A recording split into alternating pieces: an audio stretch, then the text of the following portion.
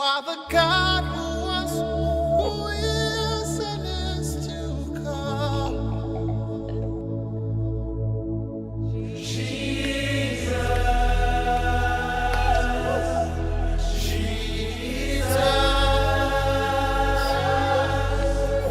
And in you I trust. My life is in your hands, Jesus. You are the miracle working God. And you are Yahweh. You are Yahweh. Bienvenue à l'émission Jésus-Christ Lumière des Nations.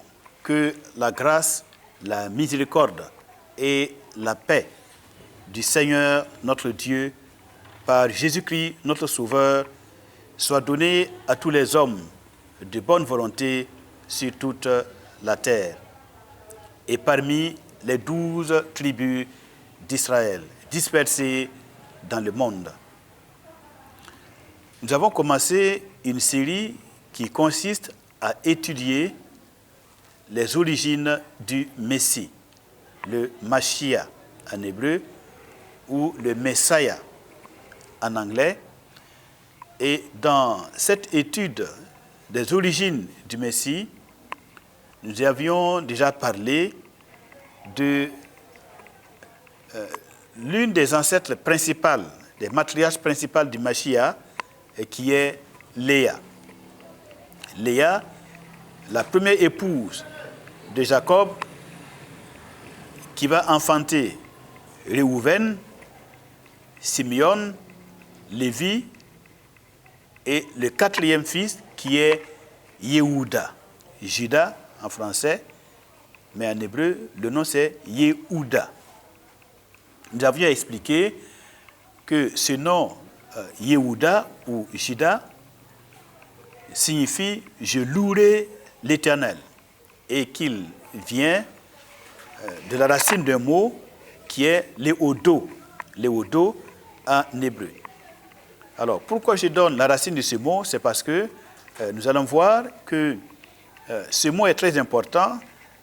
Il va engendrer l'esprit de la louange à l'Éternel qui est manifesté à chaque montée des enfants d'Israël vers Jérusalem pour les fêtes de l'Éternel.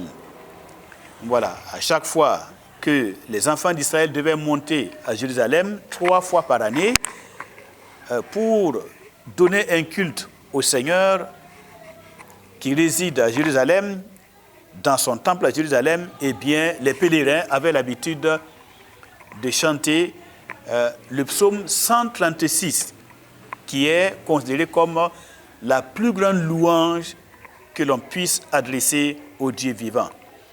Le psaume 136, c'est vraiment un condensé de louanges exceptionnelles que l'homme puisse, les meilleures louanges possibles que nous pouvons chanter, adresser au Seigneur de la vie. Et on va voir que la racine du mot léodo va être un des mots principaux de ce grand allèle qui est le psaume 136. Nous allons revenir là-dessus. Alors, donc concernant Yehuda, Juda donc, qui reçoit son nom parce que sa mère veut exprimer toute sa reconnaissance au Dieu vivant, eh bien, cet esprit de la louange va traverser non seulement la tribu de Juda, mais aussi, en réalité, l'ensemble du peuple d'Israël. Un peuple dont les lèvres ont été libérées, sanctifiées à partir de leur sortie de l'Égypte. Eh bien, leur langue a été sanctifiée et purifiée afin qu'ils chantent les cantiques du Dieu vivant. Et on en voit déjà, lorsqu'ils ont traversé la mer Rouge, ils ont chanté le cantique de Moïse, le cantique de la délivrance. Et plus tard, nous verrons dans le Nouveau Testament, en particulier dans le livre la révélation qui est l'Apocalypse, eh bien, tout le peuple de Dieu, le peuple des rachetés, qui chante devant le trône de Dieu, il chante le cantique de l'agneau, le cantique de la délivrance, la grande délivrance, le cantique de la rédemption. Donc, l'esprit de louange qui est exprimé par Léa, la matriarche, eh bien, de ce peuple-là, cet esprit de louange est l'une des caractéristiques principales, voilà, du peuple d'Israël et de tous ceux qui appartiennent au Dieu vivant. La joie dans le cœur, eh bien, l'espérance dans le cœur, la certitude que notre Dieu, il est le Dieu souverain et qu'il contrôle les événements, il contrôle toutes choses, eh bien, cela se traduit par des actions de grâce, par la louange qui lui est adressée par tous ceux qui connaissent son saint nom. Car il n'abandonne pas tous ceux qui se confient en lui. Alors, pour exprimer cet esprit de louange, on peut lire quelques versets. Et j'avais expliqué que cet esprit de louange est en particulier très abondant dans la vie du roi messianique, le roi davidique, le roi David. Et nous lisons par exemple dans 2 Samuel chapitre 22, verset 50, « Tu m'élèves au-dessus de mes adversaires, tu me délivres de l'homme violent. C'est pourquoi je te louerai parmi les nations, ô Éternel, et je chanterai à la gloire de ton nom. C'est pourquoi je te louerai parmi les nations. » Voilà, donc c'est exactement le sens du nom de Juda. Voilà. C'est pourquoi je te louerai parmi les nations, Éternel, et je chanterai à la gloire de ton nom. Ça, c'est l'engagement de tous ceux qui ont une communion de vie réelle, qui ont reçu en eux l'espérance de la vie éternelle par leur foi en la résurrection du Fils de Dieu, le Mashiach Jésus-Christ. Je te louerai parmi les nations. Et voilà cet esprit de louange, d'action de grâce et de remerciement au Seigneur qui est né dans le cœur de Léa, la matriarche, qui s'est poursuivi dans Juda, eh bien, par le Mashiach et par le roi David, cet esprit de louange devient présent dans le cœur de tous les hommes et de toutes les femmes qui ont une communion de vie réelle avec le Dieu vivant, qui a ramené de la mort à la vie son Fils Jésus-Christ. Et à travers cet esprit de louange, eh bien, nous chantons la puissance de vie qu'il y a dans le Christ, dans le Mashiach. Cette puissance de vie qui a le pouvoir sur la mort et qui est telle que le Christ est la vie, il est la résurrection et donc la mort disparaît en sa sainte présence. Son royaume sera sans mort, sans douleur, sans maladie. Et les psaumes que nous chantons expriment par anticipation cette victoire de Christ ressuscité des morts sur la mort qui sera un jour jetée dans les temps ardents de feu. Alors, on peut revenir encore dans les Saintes Écritures pour lire d'autres versets, en particulier dans les psaumes du roi David. Voilà.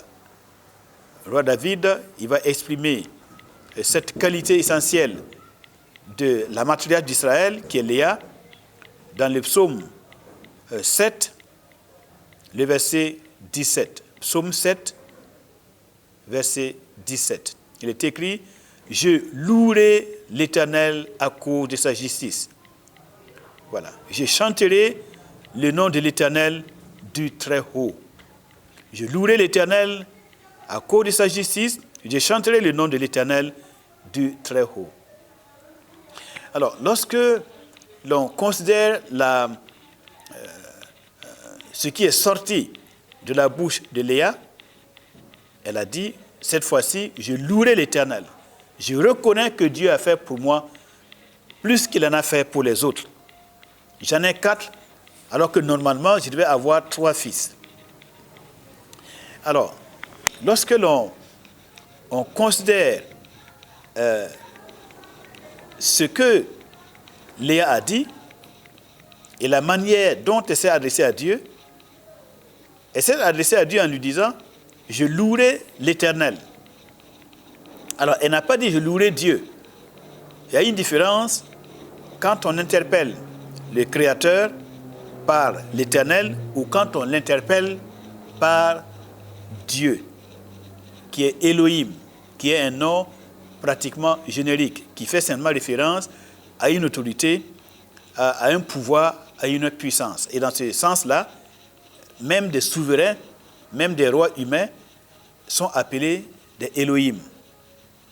Mais là, elle interpelle le Créateur par son nom qui est au-dessus de tous les noms, son nom ineffable et glorieux, son nom sans limite, son nom qui exprime le fait qu'il est la source de toute existence, il est lui-même l'existant, celui qui existe par lui-même, celui qui est le Makom, c'est-à-dire la source de toute chose est reliée à lui. Et c'est par sa volonté que toutes ont été créées et c'est par sa volonté que toutes choses subsistent et existent. Donc, elle interpelle le Seigneur par son nom, l'Éternel. En réalité, c'est ce nom par lequel le Seigneur s'est révélé à son serviteur Moïse dans le buisson ardent. Et là, l'Éternel Dieu a dit, « Ayez, Asher, ayez. Je serai celui que je serai. » Que plus tard, lui second a traduit par « Je suis » ou encore par « l'Éternel ». Alors, et ce nom, l'Éternel, exprime une dimension exceptionnelle de la divinité. Cette dimension, c'est la dimension de la bonté, de la miséricorde.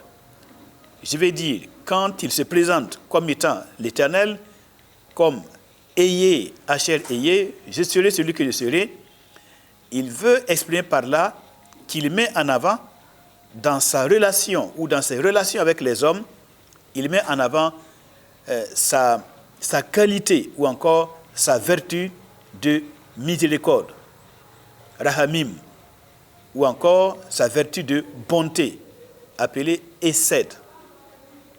Et nous comprenons pourquoi dans les évangiles, dans Gilles en particulier, il est écrit que, dans Tite plutôt, je crois, dans Tite, la grâce de Dieu, source de salut pour tous les hommes, a été manifestée. Donc la grâce de l'Éternel Dieu, la grâce, vous voyez, donc le Hesed, la bonté, voilà, le rahamim de ce Dieu a été manifesté et c'est comme étant le Dieu éternel, le Dieu de miséricorde et de bonté qu'il s'est révélé à nous à travers son Fils Jésus-Christ qui est l'expression réelle, visible, tangible de la bonté et de la miséricorde de Dieu à l'égard de sa créature qui est tombée dans la déchéance morale et spirituelle, qui est tombée dans le péché et la corruption du monde. Alors, donc, il est important de comprendre que déjà dans la pensée de Léa, eh bien, elle était attachée à la bonté du Seigneur, à sa miséricorde. Elle comprend que c'est cette vertu-là de bonté, de miséricorde que Dieu a mis en avant pour lui permettre, elle, d'avoir 4 fils au lieu de 3. La bonté de Dieu, qui est la source de toutes nos bénédictions, la bonté du Seigneur qui fait qu'il nous élève quand nous sommes tombés, et cette bonté, cette miséricorde, cette grâce du Seigneur qui fait qu'il donne de la valeur à notre existence. Et si ce n'était pas ainsi, eh bien, plusieurs d'entre nous sentirions que nos vies sont vides et pratiquement vaines. Mais par sa grâce, il donne un sens, un contenu à l'existence humaine. Et par là, par sa bonté, par sa grâce, son essai, sa rahamim, eh bien, la vie de l'homme sur terre devient sacrée. Que son nom donc soit béni. C'est pourquoi il est écrit, je louerai l'Éternel à cause de sa justice. Je chanterai le nom de l'Éternel du Très-Haut sur toute la terre et parmi les nations. Puisse l'esprit de Léa, la matriarche d'Israël, puisse l'esprit de Juda, le patriarche des 12 tribus, le patriarche d'Israël, puisse l'esprit du roi David, le roi chantre, et puisse surtout l'esprit du Mashiach, Jésus-Christ, remplisse nos cœurs et nos pensées et se répande dans le cœur de tous les hommes, afin que toute langue soit sanctifiée, toute bouche soit purifiée, pour chanter les cantiques de l'Éternel partout où l'homme se trouve. L'homme a été créé à l'image du Dieu vivant. Partout où nous sommes, où nous exprimons notre relation, notre communion avec le Dieu de la Bible, avec le Dieu d'Israël, le seul vrai Dieu, eh bien, partout où nous sommes et que nous le faisons, nous sommes ses véritables représentants. Et chaque fois que la louange sort du cœur de l'homme, pour s'élever vers le Dieu des cieux, le Dieu de Jésus-Christ, eh bien cet homme, en faisant ainsi, et partout où il est un vrai temple du Dieu vivant. Selon qu'il est écrit, ce que l'Éternel Dieu veut, c'est que les hommes l'adorent en esprit et en vérité. Et que chaque homme, chaque femme devienne en soi, dans son corps, dans son âme et dans son esprit, le temple du Dieu vivant. Eh bien, il y a encore d'autres versets dans lesquels nous allons faire d'autres lectures. Par exemple, dans le psaume 18, le verset 49. Le psaume 18, verset 49. Toujours psaume de David. C'est pourquoi je te louerai parmi les nations, ô Éternel, et je chanterai à la gloire de ton nom. Il accorde de grandes délivrances à son roi, et il fait miséricorde à son oint, à David et à sa postérité pour toujours.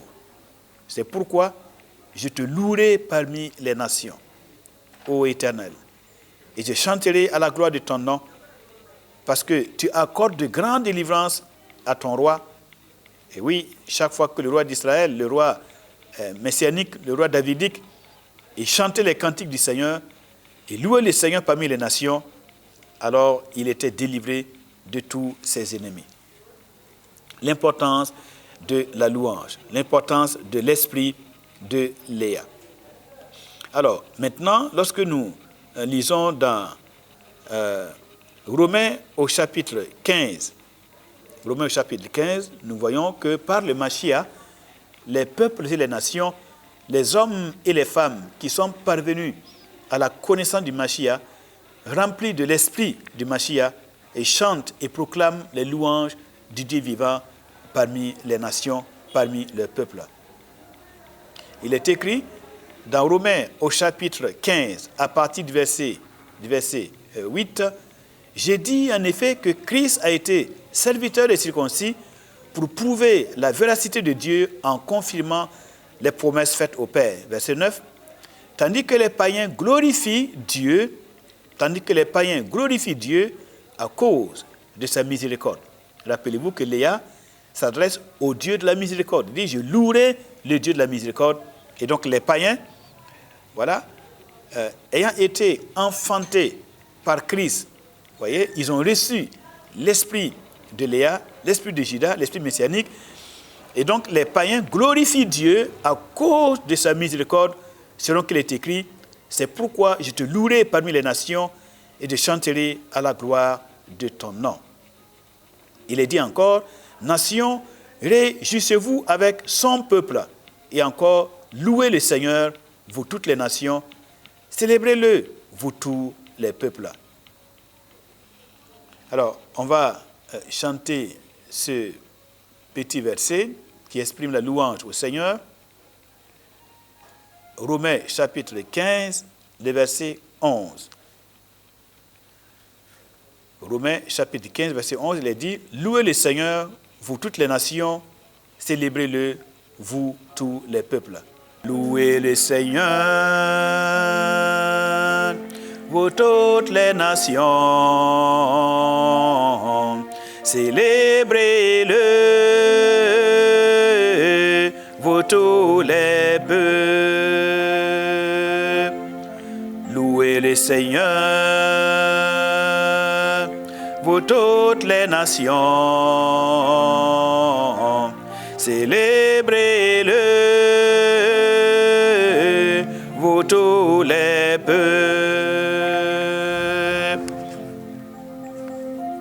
Alors on descend un peu plus bas, le psaume 105, verset 1. Toujours l'esprit messianique dont la graine se trouvait déjà dans la matriarche d'Israël, Léa, et qui est passée à travers Juda et ensuite par le roi messianique pour être abondant et devenir une essence d'adoration dans les Mashiach. Et c'est ce même esprit qui nous est transmis et qui abonde en nous et qui nous fait chanter à la gloire du Dieu des cieux par Jésus-Christ, son Fils bien-aimé. Le psaume 105, le verset 1, toujours dans le même esprit de la louange. Louez l'Éternel, invoquez son nom, publiez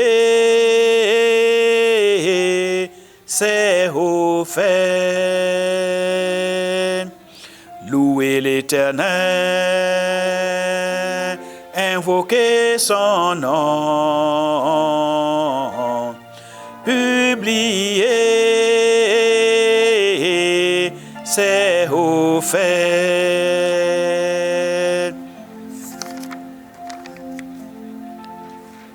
Le psaume 111, verset 1.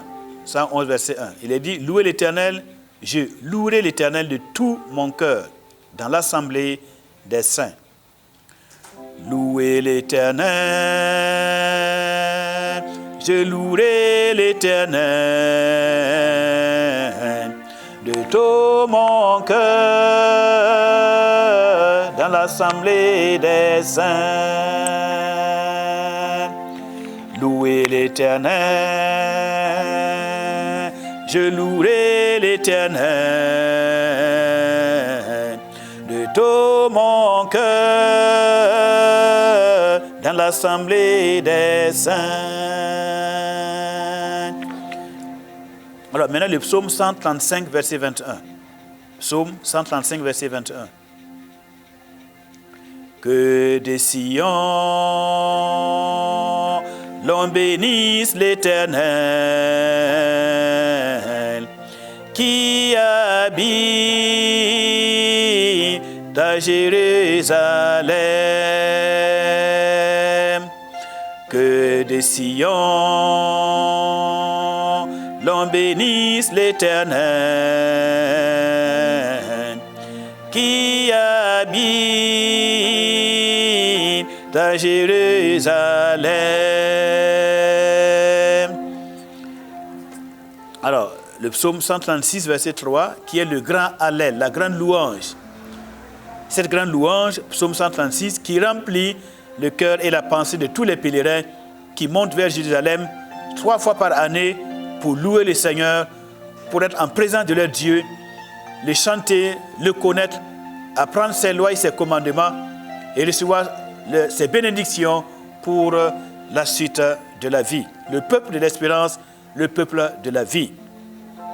Psaume 136, verset 3, il est dit, louez le Seigneur, Seigneur des seigneurs, louez le Dieu des cieux.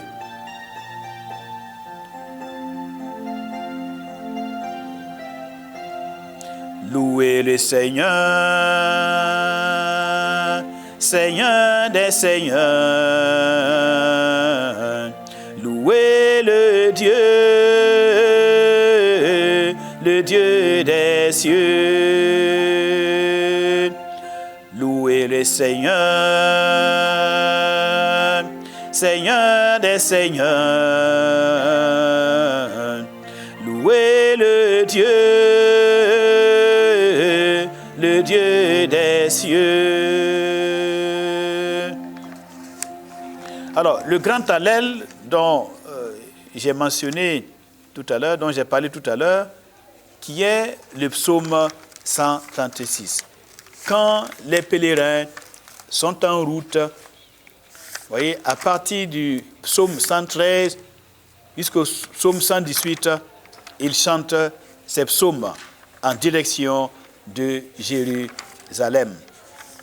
Et nous savons que notre Jérusalem, c'est celle qui vient, celle qui descend d'auprès de Dieu, le Père, sur la nouvelle terre que Dieu va créer après le règne messianique de 1000 ans du Seigneur Jésus-Christ sur la terre. La Jérusalem céleste. Mais en entendant la Jérusalem céleste, nous chantons les cantiques de notre venue à Sion. Voilà, car les nations, les hommes et les femmes qui sont sauvés par le sang de l'agneau, qui sont purifiés par le sang de l'agneau, ils iront à Sion avec chant de joie, avec chant de triomphe, et une joie éternelle va couronner leur tête. Ils iront à Sion pour chanter, pour être en présence du Mashiach comme l'épouse de l'agneau. Et alors, dans ce royaume messianique, à Jérusalem, ils chanteront les louanges et la gloire du Dieu vivant qui règne par son Fils, le Mashiach, Jésus-Christ, notre Seigneur. Donc, en attendant la Jérusalem céleste, nous chantons les cantiques de Sion. Sion, c'est-à-dire le règne de Jésus-Christ sur terre, en son temps. Parce que nous savons qu'il vient bientôt. Il vient pour établir son règne à Jérusalem, pour dominer sur toutes les nations et régner sur tout Israël. Donc, le psaume 136, c'est aussi notre grand hallel en attendant le retour du Seigneur Jésus-Christ. Notre grand hallel, notre grande louange, pendant que nous sommes des pèlerins sur cette terre, mais en marche vers la cité de Sion où régnera notre Seigneur Sauveur Jésus-Christ. Alors, en hébreu, le psaume 136, c'est Odou l'Adonai ki tov, ki leolam asdo, Odou l'Elohe ha Elohim, ki leolam asdo, Odou l'Adonai ha Adonim, ki leolam asdo, Odou l'El ha Shamayim, ki leolam asdo.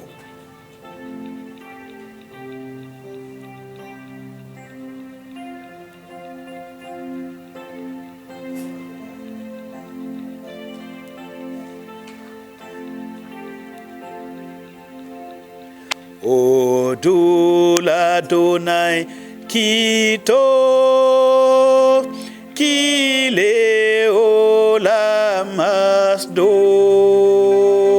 Odou l'Adonai ki tov, ki leolam asdo. Odou l'Elohim a Elohim, ki leolam asdo. Odou l'Elohim a Elohim, ki leolam asdo. Odou l'Adonai a Adonim, ki leolam asdo. Odou l'Adonai a Adonim, ki leolam asdo. Odou l'El a Shamayim, ki leolam asdo. Odou l'El a Shamayim, ki leolam asdo.